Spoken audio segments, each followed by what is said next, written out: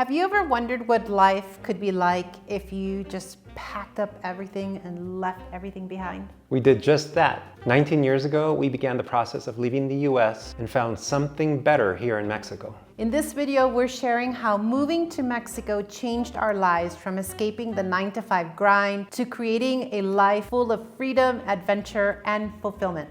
And if you've ever dreamt of living somewhere new or taking a leap for a better life, stick around and we'll show you how you can do it too. For us, the decision to leave the US was driven by 4 key factors. First, we weren't in love with our jobs. We were both professionals working in our fields, doing what everybody expected of us and what we thought we were supposed to do, but we weren't fulfilled. You know the feeling, working day in, day out, feeling like you're stuck in a routine. We wanted more from life.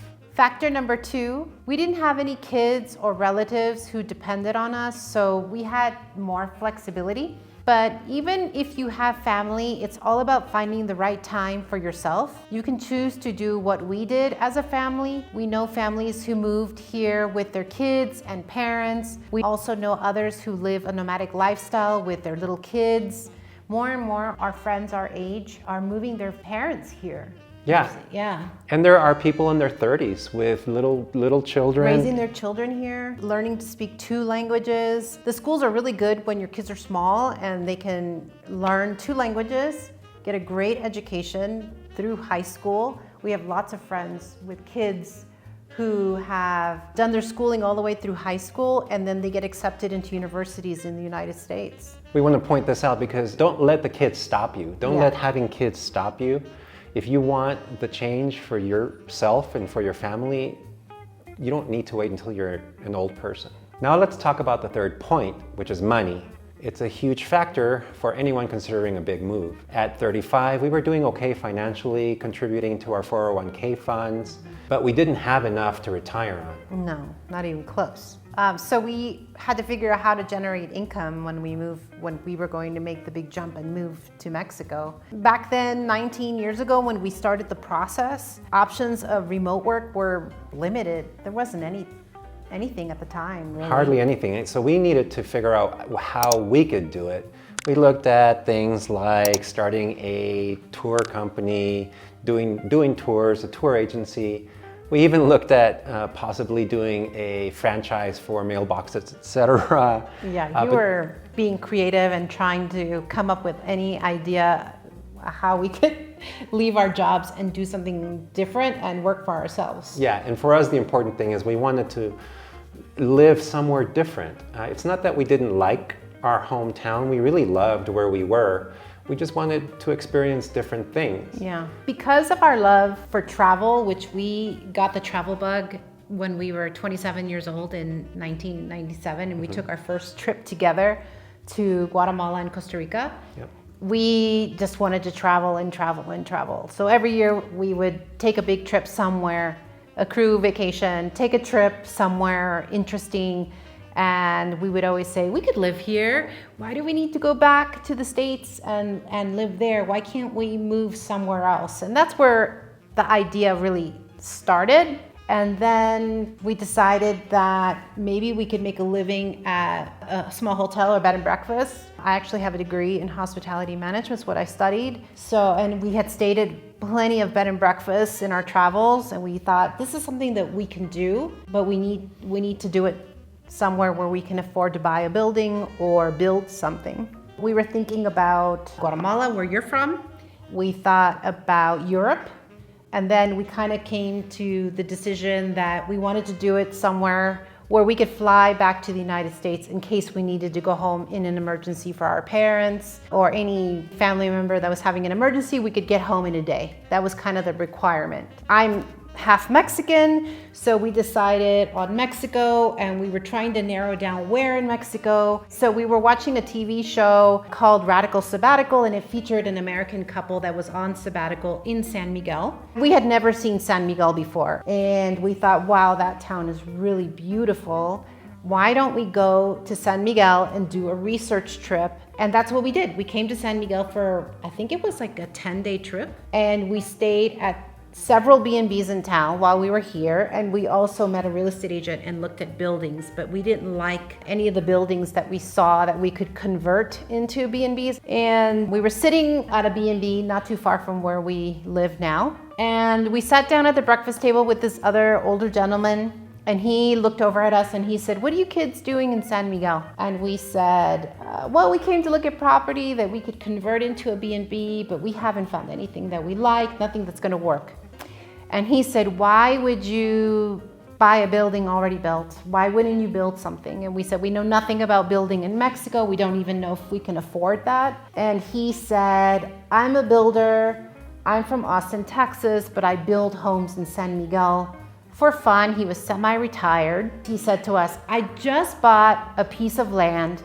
It became mine yesterday." I remember this vividly. And he said, "Why don't you guys meet me this afternoon on this piece of land and we can discuss building a bed and breakfast?" And we thought, okay, how much is this gonna cost? We had no idea if we could even afford it. And we did. We came, we met him on the piece of land that we're on right now. He said, "This has a beautiful little 17th century chapel on it that we can restore because it was falling apart and crumbly. It was on a slope piece of land with rocks and corn stalks and garbage." And he said, "When we build up, it's gonna have a fantastic view of town and we could build everything you want on this piece of land." And we thought, oh my gosh, what were you thinking at the time? I was thinking, this is insane. We were going to take our time and look for the perfect spot over the next 5 years, and this is only our first stop of what we thought would be many places that we would visit. It was too good to pass up. It fell into our laps, literally. Yeah, and we didn't have all the money. This is an important point, is we didn't have all the money to give this guy. No. We only had about half the amount, and the rest, the plan was to go back to San Francisco, sell our home, and get a loan for the rest of it. Yeah. But the programs that were being offered were only for finished homes. And we told this to this man, and he said, "Oh, don't worry about it, just give me a down payment. I'll build the house for you. And at the end, you can get the loan for the rest of it and pay me the rest." Yeah, so we went back home to San Francisco. We told our family that we're selling our house, we're gonna put it up on the market, and we're gonna build a bed and breakfast in Mexico. And nobody knew about what we were thinking. We hadn't told anyone at Pete because you tell people things and you just never know what they're going to say, and we didn't want to hear the negative comments, and we just wanted to make the decision on our own and then tell people. So we told everybody, and everybody was in an uproar and went crazy, and Mom started crying, and all those things happened.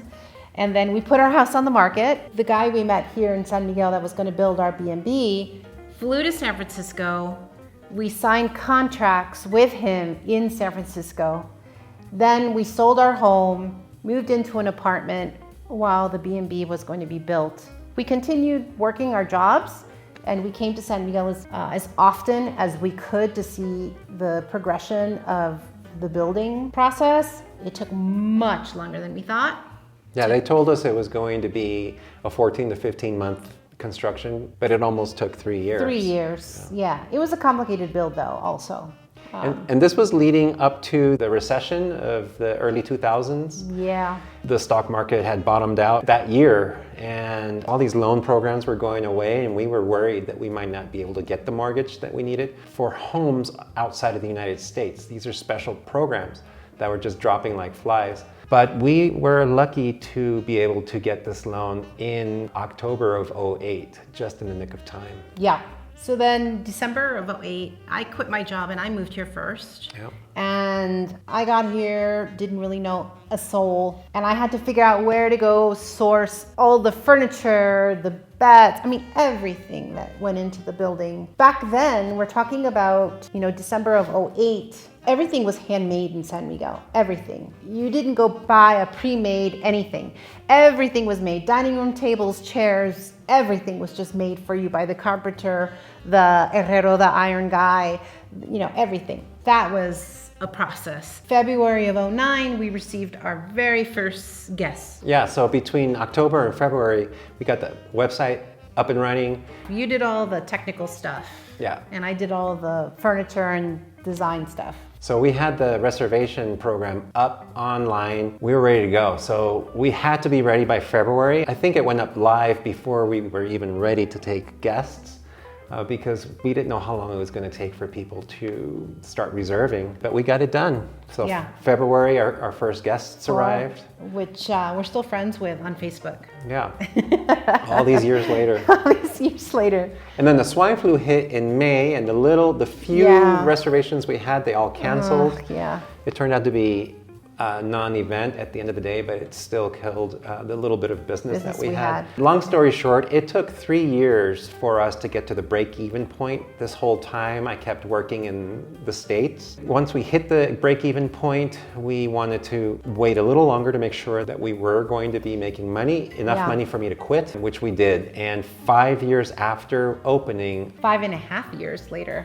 5.5 years after opening, I finally quit my job in the States and moved down full time. Now, the last couple of years, I was flying in and out, spending 9 days here and 5 days in the States. I was lucky that I had a remote job. I had projects in different places, so I didn't have to be in the office 5 days a week, so that gave me the freedom to be able to come down. At least there was that. Yeah. But the whole point was us both moving to a new place. That was our plan. Didn't quite work out that way, but we had to do whatever it took to make it work. Yeah. But 5 years later, we did make it work. And 5.5 years later. yes. So that was... I was counting every month that I was here by myself.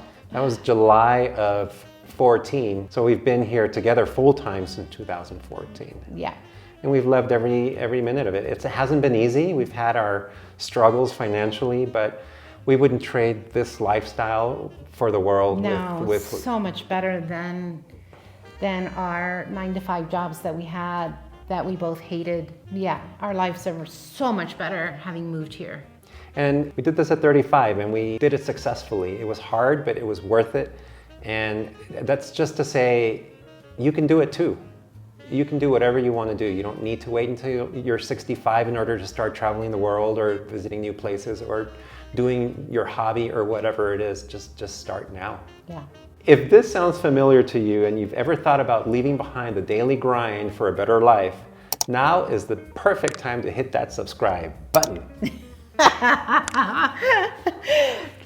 Join us as we share how we built our dream life in Mexico, explore other places to live, slow travel, I'm excited about that, and create our own path. Don't miss out on any tips, personal stories, or advice that we have to offer.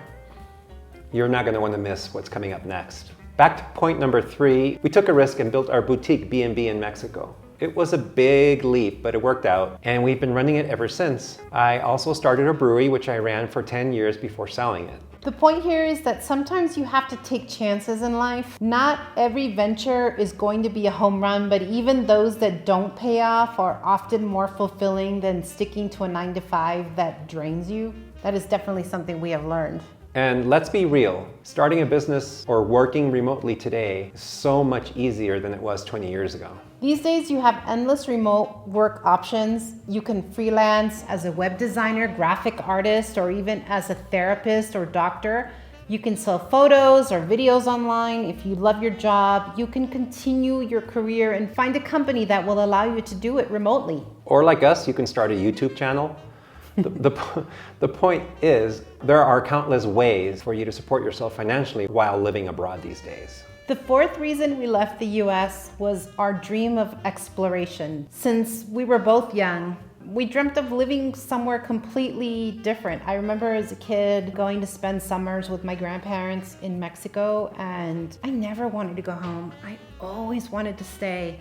I would beg my parents to let me stay with my cousin and go to school in Mexico and live here. And of course they would always say no, and I'd always have to go back. But I always had this dream that I would live in Mexico someday. And at 35, we were ready to settle down in Mexico and build our lives here. And now at 54, our dream has evolved. We want to explore more of the world and slow travel, really immersing ourselves in new cultures and different places. That's why we started this channel, to not only share our experiences in Mexico, where we've lived for over 15 years, but also to document our adventures as we explore the world. So why did we find a better life here in Mexico? It starts with the simple fact that we're living our dream of being in a new place, surrounded by rich culture and beautiful scenery. We also built a business that gives us the freedom to travel whenever we want, for however long we want. That kind of flexibility is priceless. And it's not just about financial freedom. For us, living in Mexico is incredibly fulfilling. We've immersed ourselves in the local culture, we've tasted amazing food, and we've embraced new traditions. Plus, the practical side of things is a big bonus. Mexico offers lower cost of living, excellent healthcare, and much better work-life balance. It's made our everyday life so much better. So we've told you a little bit about our story, our life story, how we left the US and found a better life here in Mexico. But everyone's dream looks different. Maybe yours doesn't look like ours.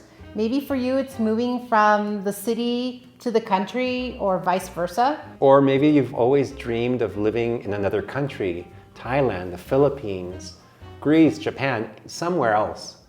Slow travel might be your style. The point is, if you're feeling unfulfilled and wondering if there's more to life than your current routine, you can make your dreams a reality. It starts with the first step.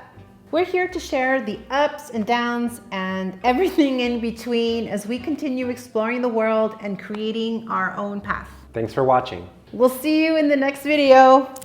Maybe we'll see you in the next video. No, maybe we'll see you.